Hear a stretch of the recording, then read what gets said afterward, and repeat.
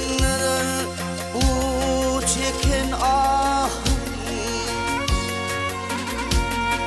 niçin menden döndürdün yedilime yedilim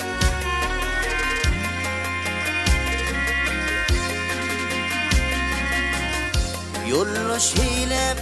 alın beni yanına Aylanayın atın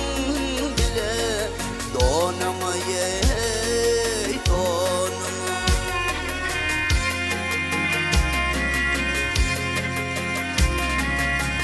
Min kurbanım şöhretine şanına Niçin menden döndürdün yedilim oh yedilim Niçin menden döndürdün yedilime yedilim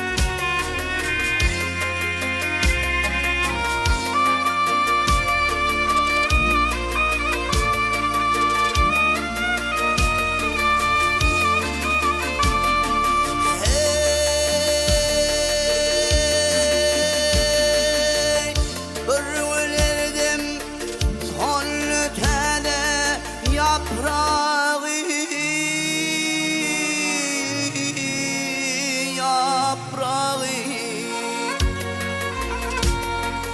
Sinam üzere koydu hicranı dağı gel dağı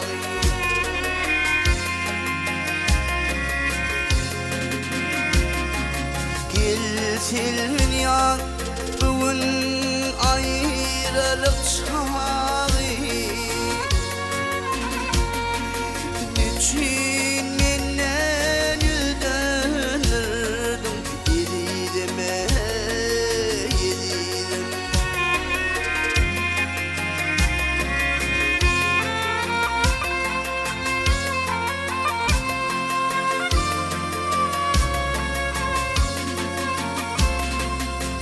İlvan edip perde götür yüzümde Akıl bolsan bana algın sözümden ey sözümden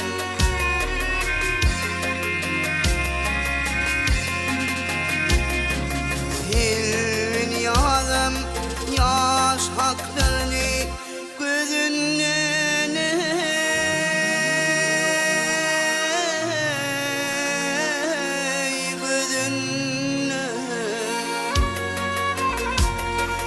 Niçin menden döndürdün yedilime yedilim